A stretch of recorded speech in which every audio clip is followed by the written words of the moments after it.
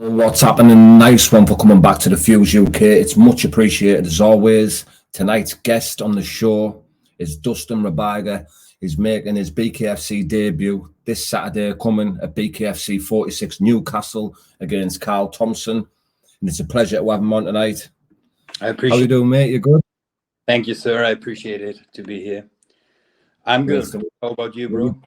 Really appreciate you coming on too, mate. And I'm very well, thank you, bro. I was wondering if we could start this podcast, bro, by talking about a bit about yourself. And I was going to ask, what was it like growing up? Were you born in Germany? Yeah, I'm born in Germany, in a small city called Hamm. It's next to Dortmund. Maybe you know Dortmund. Yeah. It's around about 20-30 minutes from Dortmund away, yeah. All right, Kushti. And were you the type of kids who was getting into a lot of trouble growing up, like fighting and things like that? Or was it just... No, not really. I've got no sisters or brothers, so I'm a one child. Don't know to explain it in English, but I think you know what I mean. Yeah. So I had a very, very good childhood, very, very good. Yeah, to be honest. So no fightings, lots of friends. No worries about that. Yeah, good. So when was it when you got introduced to combat sports? To be honest, 2 years ago, before I've got nothing to do with combat sports, I was just like going to the gym, some bodybuilding stuff, I lost 35 kilograms, so I was a really fat child. Right. I went from 107 kilograms to 75 kilograms with 16. Wow. Yeah. So, got introduced in the gym, lifting some weights, do my cardio. And around about 2 years ago, first time I went to the combat sports, to classic boxing, because I saw a German YouTuber called Ring Life. Saw his videos, and my good friend of mine and me, we was bored about just lifting weights. It's quite boring, at least. And probably we went to a combat sport, doing ourselves in our gym. Just one-on-one all the time, just we two. And my group growed very fast, so we are just around about, let me think, like 10-15 people, from Right. beginners to pros. And we're a good mixed group. Yeah, quality. Because to say, like, with you're fighting, you've fought in Gronda, you're fighting on the BKFC.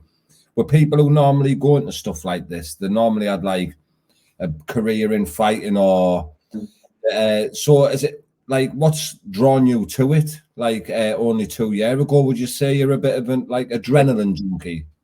Yeah, listen, I'm a type of guy who is just all or nothing. So the first time I got my fighting gloves on, had my first training around about 2 years ago, and after 2 weeks I said to my buddy, brother, I want to fight. Yeah. So my first fight was in May 2022. At a little organization called No Mercy Fights in Germany. It's in Dortmund. No Mercy Fights. This is boxing with MMA gloves. Yeah. So my two first fights was there at No Mercy Fights, boxed with MMA gloves. And like I said, I'm just a boy. I'm just a guy, all or nothing. So I jumped into cold water. Yeah. So when did the call come about for bare knuckle? Was Gronda your bare knuckle day? No. My third fight as well in No Mercy Fights was a bare knuckle fight, the main event. All right.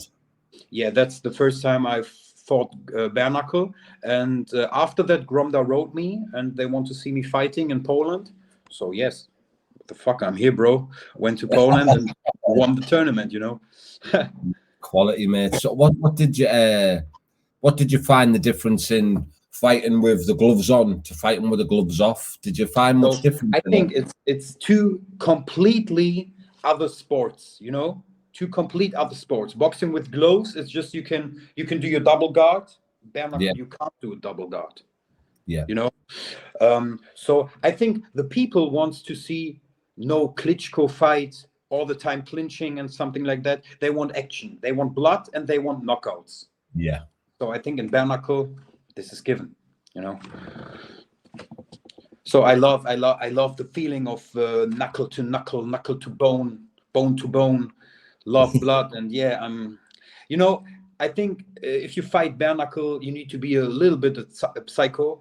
Definitely. But I think all bare knuckle fighters can prove it, and yeah, I think we just love the fucking sport and respect all the time. Respect to all fighters who went in fights and went in the ring or octagon.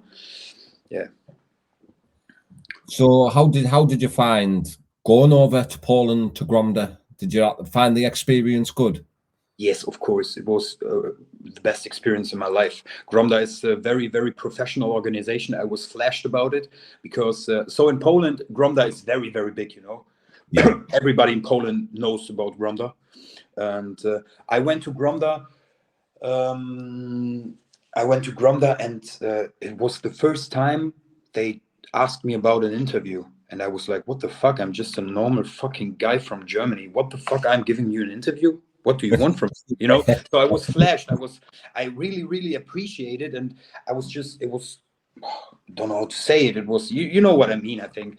And it was very, very good feeling. So the people want photos with me after the tournament.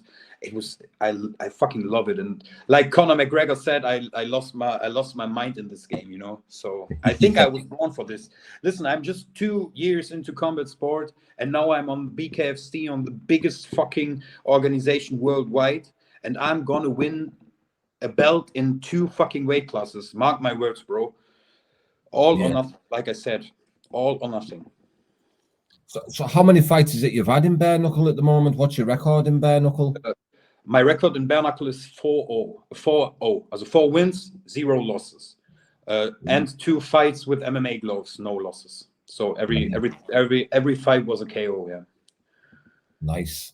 So you've got this big show coming up soon, a week today in Newcastle on BKFC 46. How's camp been for this fight? Sorry? How's your training camp been for this fight? Yeah, it was quite hard. Like I said, I'm just still into Germany and still with the same group I've trained for my first fight, you know, like round about the 10 to 15 people. All of them are very, very good friends of mine. Yeah. And we are just training in a small group. So we can connect better, you know what I mean? I traveled a bit to Iserlohn, Fight Palast. It's Fight Palast. It's called the gym in Iserlohn. It's next to Dortmund. So had some sparrings. Got some friends out there in Essen, Germany. Went to sparring to them, and yeah. So my training is quite good, but to be honest, it's very hard at the moment because I've got two little kids at home. One daughter's 5 years old, the other daughter's 1 year old. I'm on 1,800 calories right now, 2 trainings a day. My head is just, you know, need to cut 2 more kilograms to fight on cruiserweight 93 kilo on the 1st July. Nice. So you're at a right good weight now, aren't you? Just to take it comfortable to the weigh-ins. Yes. I don't want to cut that much weight in the last hours. I just want to feel my body and do it on a healthier way, you know. Don't want to cut 10-15 kilograms one day before the fight. I think that's not that good for your body. No. And not good for your mind as well. Definitely. It's not healthy either, is it? It's very not healthy. Isn't. But is this the weight that you were going to be campaigning at, the weight you're going to be staying at, cruiserweight? Listen, if you want me to fight a weight class higher, I'm there. If you want to find me a weight class downer, I'm there too. Class. Because I know obviously you've fought a heavyweight before, haven't you? Yeah, Gronda was open weight. You know, my first opponent had 140 kilograms, so around about 40 kilograms more than me. My second was quite even. My third was quite even as well. And yeah, Gronda was open, so I didn't need to cut weight for Gronda. Do you know much about your opponent that you're going to be fighting next week, Carl Thompson? Nothing. You're not bothered? No. I've got to be honest, I've got one video from him, but I think it's It's not a video from right now. It's a video from years ago. But listen, you can give me Lorenzo Hunt. Give me anybody. We've got 2 opportunities on the 1st of July. I'm going to die in the ring or I'm going to win. That's it. Yeah. So this fight means a lot to you that you're going to be having next week. It is, bro. Yes, it means a lot for me. Yeah, of course. Good stuff, mate. And obviously, you're going to be staying with the BKFC now, chasing your way up through the rankings. If successful and winning next week, who else in the UK have you got your eye on? Who you think would make a good fight for you? I know you'd fight anybody, but there must be somebody you think, oh, that'd make a good fight. I want the belt. Give me Lorenzo Hunt. Lorenzo Hunt. Give me the belt. I want the belt. That's the only thing I want, you know. Yeah, 100%, mate. Yeah. And hopefully there's talks with BKFC going out through to Europe and that. Hopefully it might be coming to Germany soon as well. So you might be able to... Yeah. I said that in an interview before. Hopefully the German idiots are, you know, listen, they don't want to see bare knuckle in Germany because it's too brutal. But they said this about MMA a few years ago, and now MMA is quite big in Germany. So I think next year, maybe in 2 years, bare knuckle is growing in Germany as well, like it is in the US and the UK. So probably, I hope BKFC will go to Germany one day, and then I'm gonna fill a complete hall with my fans. Yeah, class. I was in Sweden not long ago. I flew over to Sweden to watch a bare knuckle event, and I was supporting a guy who's from Germany. Do you know Prala? What's his name? Yeah, I know Prala. He fought on No Mercy fights in Dortmund as well. Yeah. I think last year or this year. Don't know, to be honest. But yeah, we talked a bit, and yeah, he's a good guy. Yeah. Yeah, he's a lovely guy, to be honest. Yeah, we went for some food and that after he's it. Fucking tall, you know? He's fucking tall. Yeah. So hi, Prala.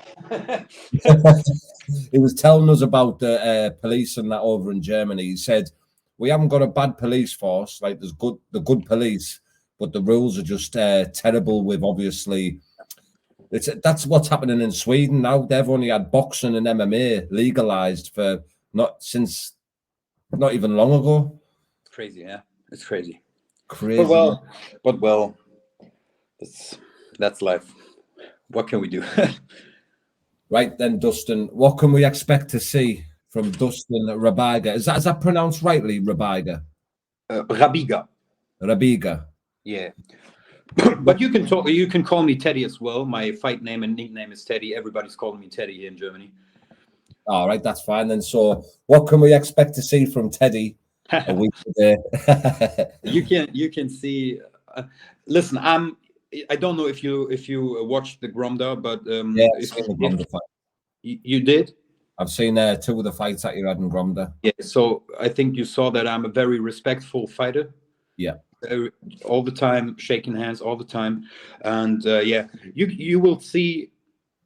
Hopefully many blood. Hopefully, because I love fucking blood, and yeah, I will give my everything, all or nothing, and winning is the only opportunity for me, and yeah, but still being respectful at all. That's the most important thing, I think. Yeah, it is, mate, and I'm really looking forward to seeing you fight next week. But appreciate it. Before we wrap it up, mate, is there any sponsors, shout outs, anything like that you want to do? I want to do this in German, if it's okay. So they can. Not a problem, mate. Not a problem. Vielen lieben Dank an meine Sponsoren, Askari Fighter, Aktiv Opus GmbH, Grüße an Niklas, Grüße an Jack. Vielen Dank an Tachejev Timov, der mich auch sponsort, und vielen Dank auch an Albert vom Pura Vida Tattoo Store. Viel Liebe für euch, much love. Ich weiß das sehr zu schätzen. Dankeschön. Thank you, sir. Can I just say as well, you've got very good English, by the way. Thank you, sir. To be honest, it's from yeah. I told you that I was a quite fat child, and yeah, I left my life in computer games and played with many US people, so I talked in English much. Class. But And to be honest, if I don't speak English that much because my wife don't understand English and I'm not able to speak that much English in Germany. You know, if you don't speak this so much, you have some problems with finding the words. yeah. So but well, okay. Done very well, mate. And where can everybody find you on social media and things? Yeah, you can check me out on Instagram, Teddy, TAEDD and an epsilon, 075. 075, it's my hometown zip code. So 59075, the last three from the zip code. Yeah, Teddy, TAEDD epsilon, 075. Thank you. Sweet. And for the people who are watching now, I'm going to put a link in the description where you can click on the link and go and follow Teddy straight away on his career. He's going to make waves in this BKFC show. But I really appreciate you coming on, mate, and I hope you enjoy the rest of your evening, bro. Thank you, bro. You too. Take care. Speak Much soon. love, bro. Bye-bye, mate. Bye-bye.